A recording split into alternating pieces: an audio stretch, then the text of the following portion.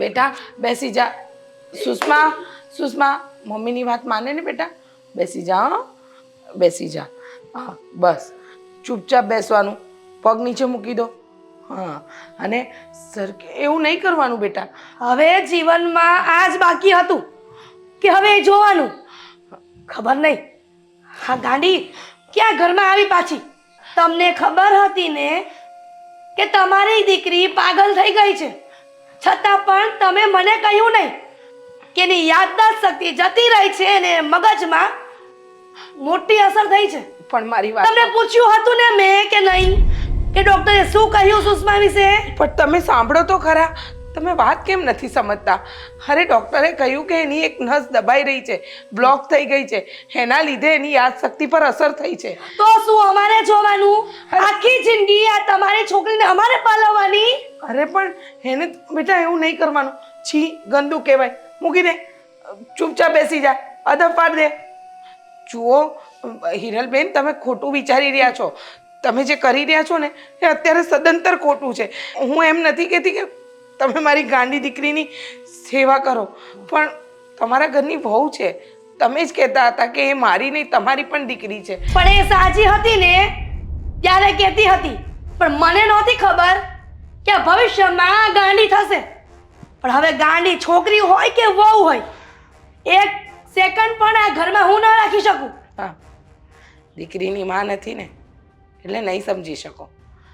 તમે કહ્યું ને ગાંડી વહુ હોય કે દીકરી હોય, કદાચ મારી દીકરીની જગ્યાએ તમારા દીકરાને જ વાગ્યું હોત અને યાદશક્તિ જતી રહી હોત તો તમે શું કરત? એવું તો થયું નથી ને. જે થયું છે ને એને વાગોળો ને, જે નથી થયું એને શું કામ અત્યારે બોલો છો?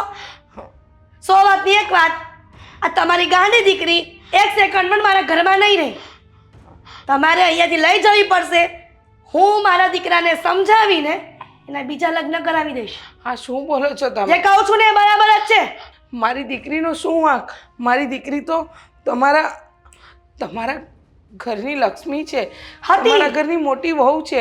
હતી એનાથી શું ભૂલ થઈ ગઈ? ઘણી બધી. એની સાથે આવું કરો છો તમે? કરીશ. જુઓ મારી દીકરી થી ભૂલ નથી થઈ. ના ના, તમારી દીકરીથી સહેજ પણ ભૂલ નથી થઈ. ભૂલ તો મારા દીકરા અને મારાથી થઈ છે ને, કે ભવિષ્યમાં ગાંડી થવાની હતી અને આની સાથે લગ્ન કરીને મારો આદિ બેઠો. અરે એમાં એનો કોઈ વાંક નથી. હા તો જે નસીબમાં લખ્યું હતું એ થયું. અને ડૉક્ટરે કહ્યું છે હિરલબેન કે આજીવન આવી નહીં રહે, એની યાદશક્તિ પાછી આવી જશે. તમે ક્યારે જોયું છે કે જે વ્યક્તિની યાદશક્તિ જતી રહી છે એ ભવિષ્યમાં પાછી આવે છે? 100 માંથી એક વ્યક્તિ હશે, પણ 100 માંથી આ એક વ્યક્તિ ન હોય તો આખી જિંદગી મારે ગાંડીને પાલવવાની ને. હિરલબેન, તમારા આદિ સાથે થયું હોત તો એને પણ ઘરની બહાર કાઢી. કહ્યું ને વેવાણ કે મારા દીકરાને એવું કઈ થયું જ નથી ને, તો પછી એ વાત વાગોળવાની કોઈ જરૂર નથી તમારે. એટલે તમે કહેવા શું માંગો છો? એટલે એ જ કે તમારી આ ગાંડીને તમારા ઘરે પાછી લઈ જાઓ. હું મારા દીકરાને એકદમ સહી સલામત થઈ ગયો છે ને, હવે તમારી દીકરીને કહેજો ગાંડીને કે છૂટાછેડામાં સાઈન કરી દે એટલે હું મારા દીકરાને બીજા લગ્ન કરાવી દઉં. આ ગાંડીથી છુટકારો મળે. અરે આ એકની એક વાત શું કામ કરો છો? અરે ના કરે નારાયણ ને યાદશક્તિ એની ઓછા સમયમાં આવી ગઈ તો તમે શું કરશો? તો પછી એક કામ કરજો ને, મારા દીકરાના લગ્ન થઈ ગયા હશે, તમે તમારી દીકરીને બીજે લગ્ન કરાવી દેજો. છોકરાના ગામમાં કઈ તૂટા નથી. વેવાણ, આ લગ્ન તમને ઢીંગલા ઢીંગલીની રમત લાગે છે કે આજે મારી દીકરીના મગજ ઉપર અસર થઈ તો સંબંધ તોડી નાખવાના? વેવાણ, આ સાચી વાત છે તમારી. ઢીંગલા ઢીંગલીના ખેલ તો નથી, પણ જો ગાંડી વહુને ઘરમાં રાખે તો એની સાસુનું ગળપણ કોણ પાલવે? આ ગાંડીને સાચવવામાં હું ડોસી થઈને મરી ગઈ તો મારા દીકરાને કોણ સાચવે? મારા દીકરાને ગાંડીને સાચવવી પડે, અને ગાંડી જો મરી ગઈ તો મારા દીકરાને કોણ સાચવશે? એટલે મહેરબાની કરીને તમે આને લઈને જાઓ. સુષ્મા? Ice cream ice cream. હા બેટા, ચાલ તને આઈસ્ક્રીમ ખવડાવું. હવે આજ પછી આ ઘરના દરવાજા તમારા માટે કાયમ બંધ છે. હા, ઉપડો. આઈસ્ક્રીમની દીકરી તેમાં ગાંડી. તમે સાચું કહી રહ્યા છો? એટલે છેલ્લા એક અઠવાડિયાથી એની હાલત સારી છે ને? જુઓ, આ બધી માહિતી તમે જ આપી હતી. હા, એના મમ્મી સેવા કરતા હતા, એનું ધ્યાન રાખતા હતા. અને રહી વાત કે હવે તમે કહી રહ્યા છો કે, તો પછી હા તો બહુ સારી વાત કહેવાય. કઈ વાંધો નહીં, થેન્ક યુ, આભાર તમારો. હા, સારું, ચાલો. કોનો ફોન હતો ભાઈ? હા, કઈ નહીં, મારા એક દૂરના શાળા છે એનો ફોન હતો. સારું, એ બધું મૂકો. હવે હું શું કહું છું કે તું મારી વાત સાંભળ. હું શું કહું છું તને? તો તારી તમે બોલો. તારી ભાભીને એકદમ સારું થઈ ગયું છે. શું? હા, મારા ભાભીને અને સારું થઈ ગયું? ના બને, મને જરાય વિશ્વાસ નથી કે વિશ્વાસ તો મને પણ નહોતો. એટલા માટે અઠવાડિયાથી આ મારા શાળા સાથે વાત કરતો હતો અને પૂછતો રહેતો હતો કે હવે કેમ છે, હવે કેમ છે. હા, પહેલા એની હાલત ખરાબ જ હતી, પણ છેલ્લા અઠવાડિયાથી એની હાલત એકદમ સારી છે. આ માર્કેટમાં ખરીદી કરવા માટે જાય છે, બહાર નીકળે તો વ્યવસ્થિત આવે છે, વ્યવસ્થિત જાય છે, કોઈ ગાંડા નથી કાઢતી અને ઘરમાં પણ સારી રીતે રહે છે. પણ મને તો વિશ્વાસ નથી થતો હો ભાઈ કે જે વ્યક્તિ પૂરેપૂરું ગાંડું થઈ ગયું હતું, અરે ડોક્ટરે પણ હાથ ઊંચા કરી લીધા હતા, એ વ્યક્તિ સાજું થઈ ગયું. કીધું જ હતું ડોક્ટરે 50% ચાન્સ છે. હવે 50% ચાન્સ હોય તો ખાલી આપણે સેવા કરવાની હતી.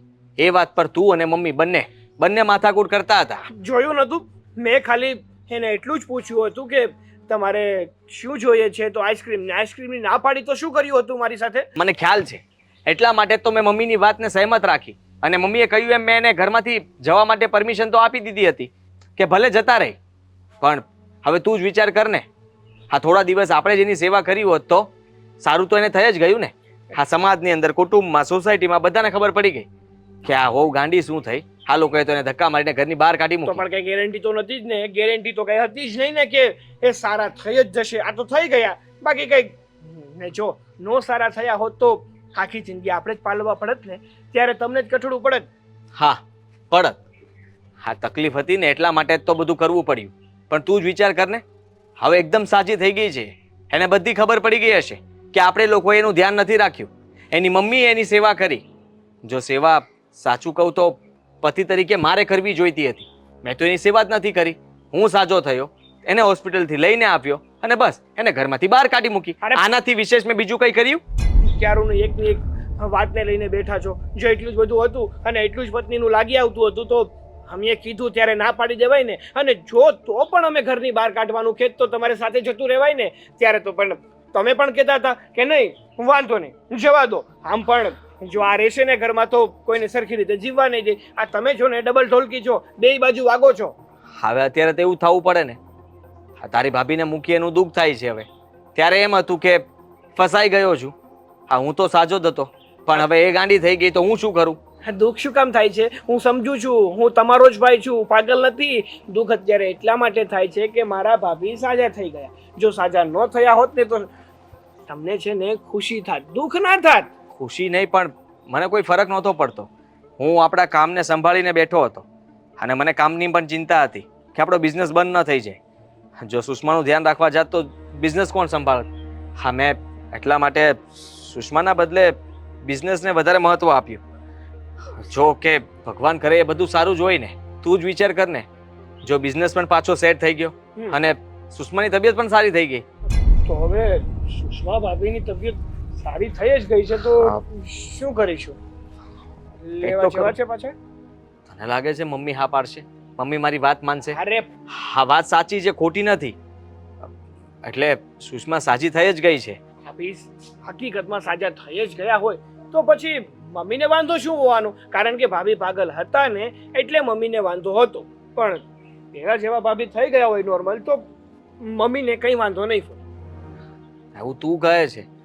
આપણે વાત કરશું અને કહેશું તો ખબર પડે ને કે એ શું કહેવા માંગશે. અને મમ્મી કહેશે તો કે હવે આપણે તેડવા નથી જવું તો? હું તમને ગેરંટી આપું છું તમારે લખવું હોય ને તો સોના સ્ટેમ્પ પેપર ઉપર લખી નાખો કે હવે છે ને મમ્મીને આપણે કહેવા જશું ને એટલે મમ્મી માની જશે. ચલો. સારું ચાલ.